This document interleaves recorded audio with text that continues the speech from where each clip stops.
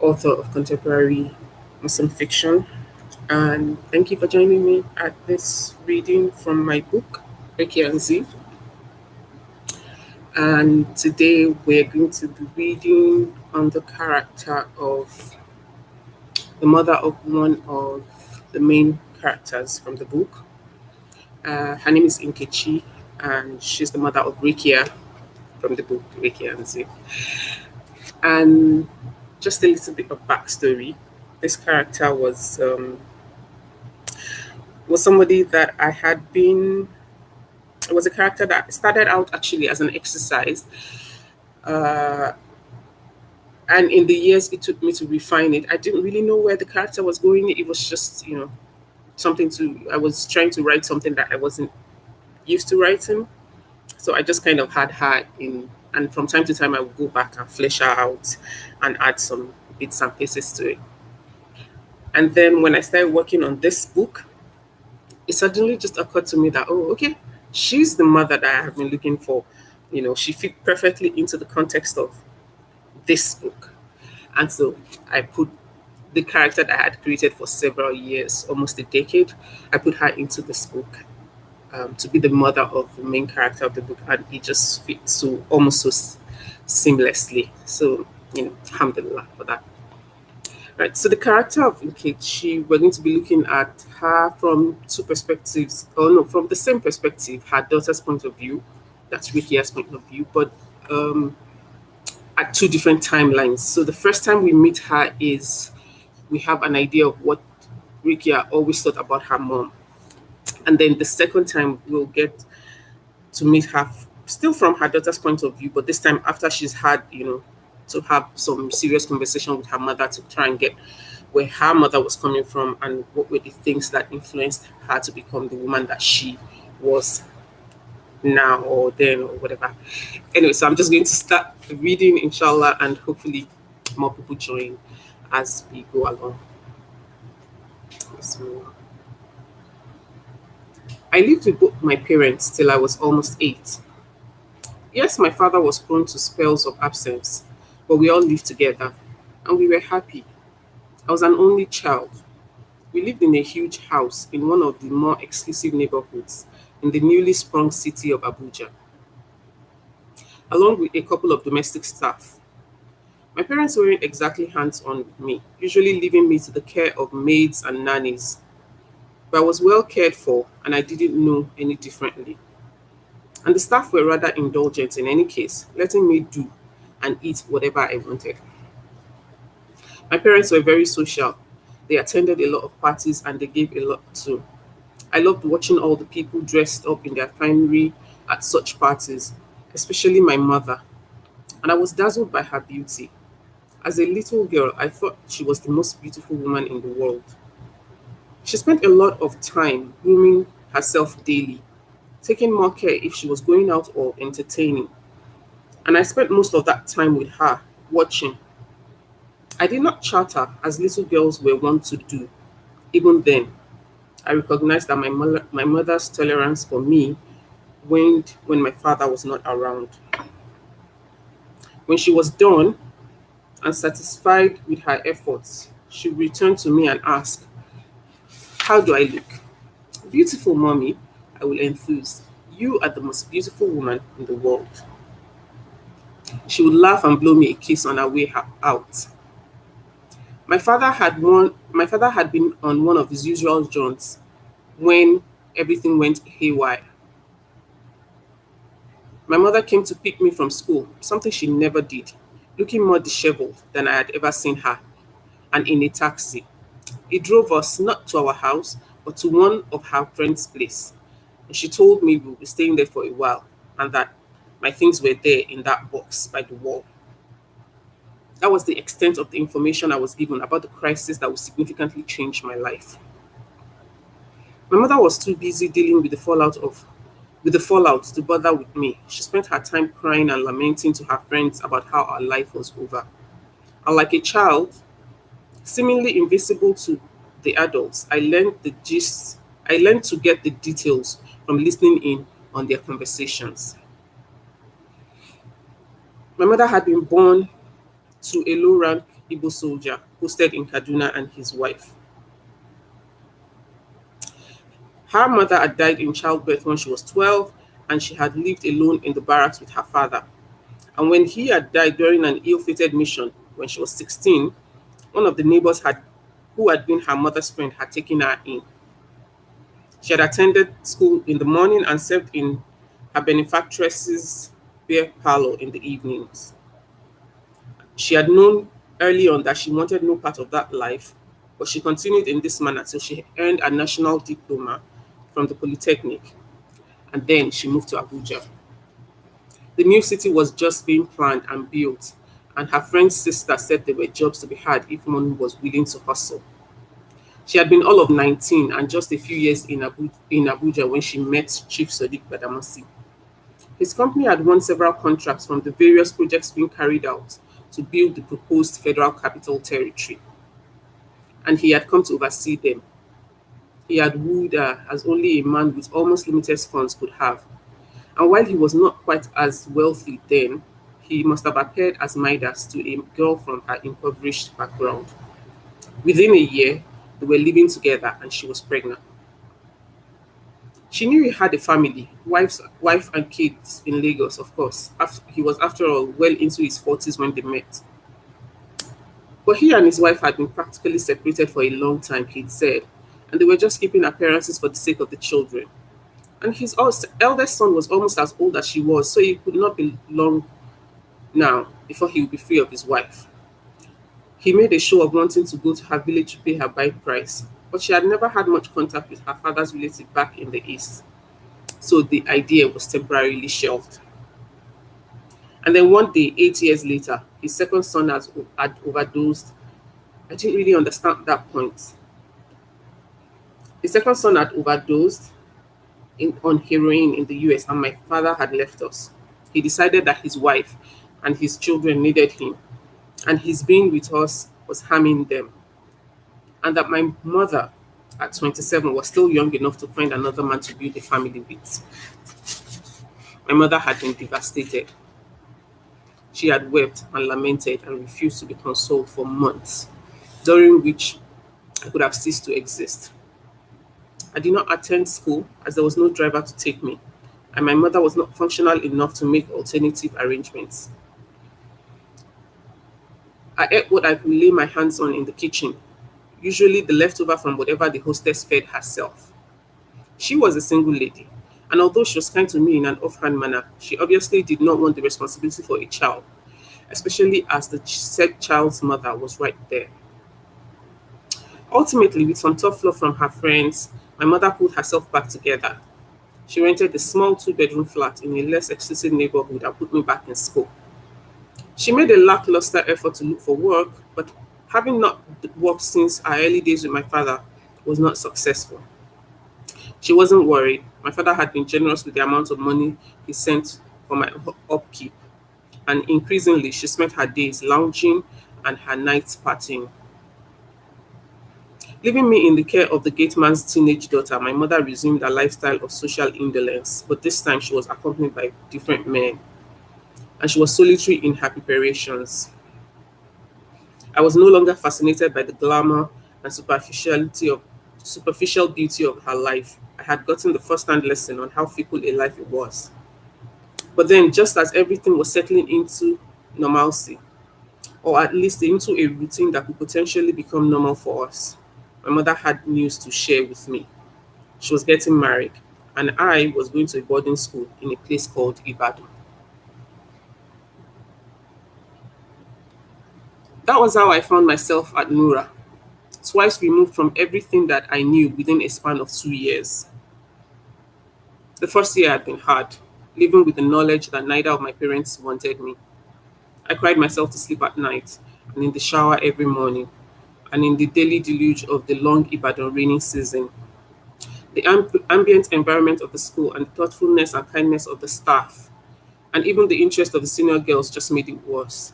I knew I was only there because my father's money could afford it, and my mother's new marriage required the distance. When I returned to Abuja at the end of the first term, I had missed my mother's wedding and a midterm holiday. She and her husband had been abroad on their honeymoon, so I had to stay in school. I'd also missed the move from our apartment to the spacious four-bedroom bungalow my stepfather called home, and Abuja was officially the federal capital territory. My stepfather was not an unkind man, just a disinterested one. He made no attempt to play a father's role in my life, or even include me in the new one he was building with my mother. I learned that I could have my mother's attention, but only when her husband was not around. I learned to stay in my room, lonely despite all of its amenities, so I did not feel like a third wheel. I learned not to be hurt when they made their plans, just the two of them, with no thoughts of including me. And in time, they had two children, a boy and a girl, arriving like clockwork, 3 years after the wedding and 3 years after that. Both were born while I was in Nura and were just two more half siblings I had no relationship with. They were swept along into the lives of their parents, celebrated from birth.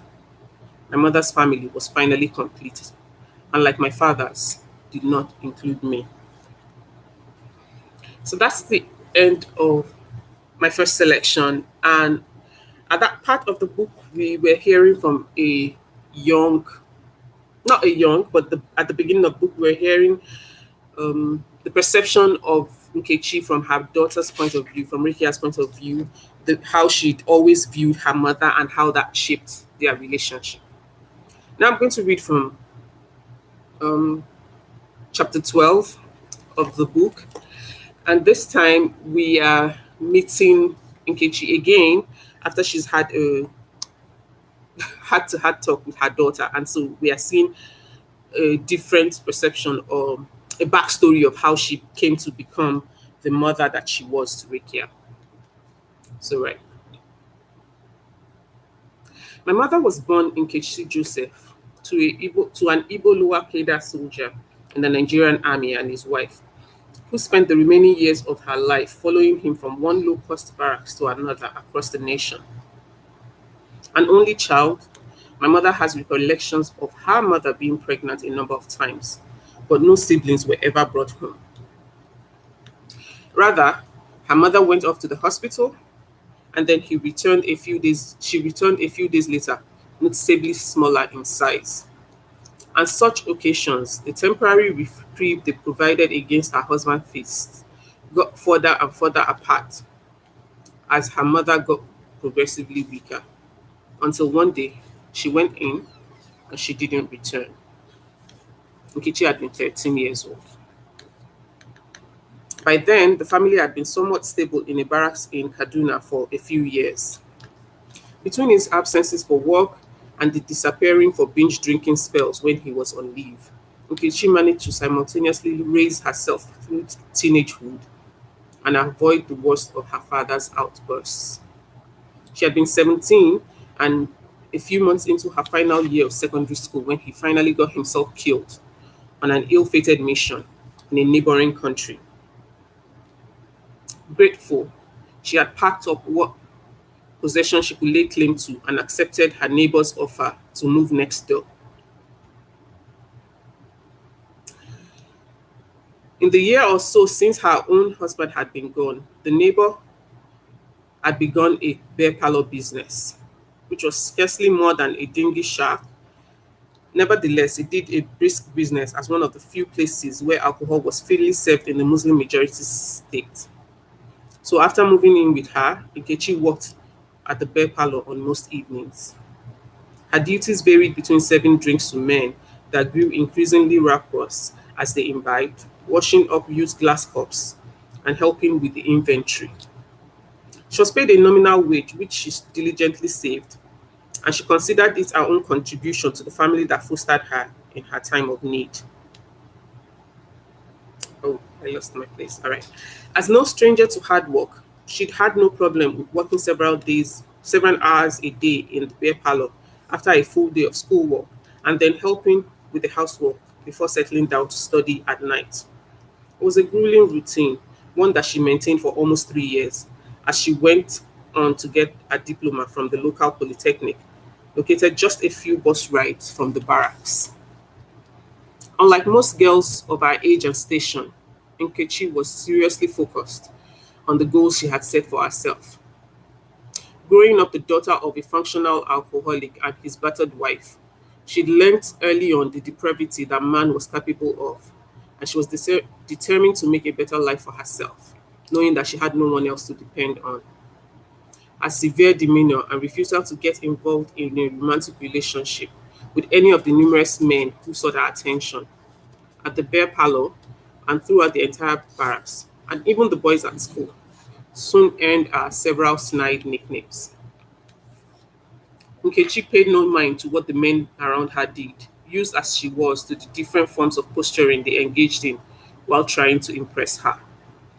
She had grown accustomed to and often tuned out the different men and the lengths to which they went to attract her notice. In the end, that obliviousness cost her a lot. On that fateful night, nothing had seemed out of the ordinary when she went about her routine at the beer parlor. It was her turn to close the place, and she, as usual, hadn't paid much mind to the patrons other than what was necessary for the business. As the night wore on, most of them drifted off to their respective homes, or wherever else caught their drunken fancy, until only three men remained. Seemingly solitary drinkers seated at three different tables. Nkechi expected that they too would leave soon. She had begun the final wiping down of table surfaces when one of them suddenly caught hold of her hands in a strong grip that belied his earlier display of drunken point of view. The place soul must have retreated when they took turns unleashing the worst of their beings on her body. She remembered her initial shock and outrage, followed closely by fear when she realized what they meant to do. She saw herself initially fight them and scream, earning nothing but harsher measures and a sickly increased excitement from them. And then the passive detachment from a body that simply lay limp as those men embraced the vilest elements of their being, with an impunity born from centuries of getting away with worse. When finally they were done and gone, she cleaned herself up as best as she could and dragged her body back to the flat. She didn't tell anybody what happened to her, although she thought that her benefactress must have known. Her physical state that night, the very long and very thorough shower that she took, scrubbing her skin until it was raw, and the woman's insistence that she drank a specially brewed herbal concoction every day until her next menses came, were all signs that Nkechi did not connect with until years after the fact. Plus, she was never again left alone to close the beer parlor after that. It was a life it was a harsh life experience for Nkechi, who had grown up secure in the knowledge of her beauty. As a child, exclamations of admirations had poured forth from adults whenever they saw her. She was showered with token gifts and endured countless cheek pullings. How fair is her skin? What cherubic features? Oh, and her hair. It's so full and beautiful woven. Nkechi's mother, the architecture of the much admired hairstyles, had raised her to nurture this beauty. Years before an abusive marriage and reproductive losses turned her into a necessarily strong but invariably bitter woman. She had expended time and effort on her daughter's looks. Countless hours of making her hair into flattering styles, after which she loved to declare to the bemused child, "You are surely the prettiest Igbo girl ever born." Yet she was quick to add that pretty is as pretty does. So Nkechi was brought up to cultivate a character that matched her beauty, and in time she grew up into a kind, well behaved, and soft spoken beauty. This had been easy for her, for she had known early in her life. For all she had known early in her life was the goodwill of everyone she encountered. It would be years later, so insidiously that she couldn't pinpoint exactly, when she began to perceive this beauty as a weapon. She watched her mother suffer through her husband's cruelty and disregard, even as the woman slowly killed herself trying to bear him his desired offspring, this also important male child. Her mother's life had been Nkechi's first lesson on the place of females in the society. Stripped of maternal protection after her mother's death, she quickly recognized how precarious even her own place in her father's life was. She had learned to read his mood and tiptoe around them long before he started making conscious efforts to restrain his hands from her.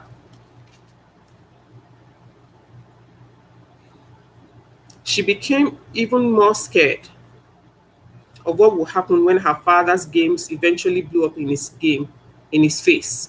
He insisted on dressing her in somber, sedate outfit that gave an untouched air, and subtly paraded her before men with whom he wished to curry favor. Otherwise overprotective of her and obsessive of where she went, he began on select occasions to take her along to meetings or invite to their homes men who invariably had something that he wanted. It had appeared glaring even to her then that she, not he, would have to pay the price of any fallout. She had been paralyzed with fear during these encounters and grateful that nothing was ever expected of her other than to sit down and be pretty. Her father's shenanigans, against all odds, had taught her another invaluable life lessons, that beauty, especially vacuous beauty, inspires goodwill. Once her father died, mercifully before any of these men possibly took what he had long taunted them with, she had purposely hidden in plain sight, wearing drab clothing and attending pious church programs, keeping aloof from the opposite sex, had been shields that she had employed as deftly as her father had wielded her beauty, and that had worked for almost 3 years.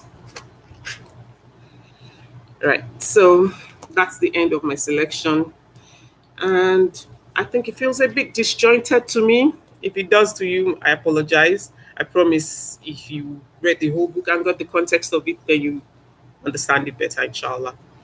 So this is my introduction to the character of Nkechi. Like I mentioned, she was a complex character for me to write, and I wanted to explore different themes working on that character. There was the obvious mother and daughter relationship, but there was also um, the theme of beauty and how people who were seen as unusually or commonly beautiful also had their own lot to bear from that beauty, and there are a host of other things. So I'm just going to stop here and let anyone who has any questions or contributions, and then I can take that, inshallah. Thank you so much for joining me at this reading.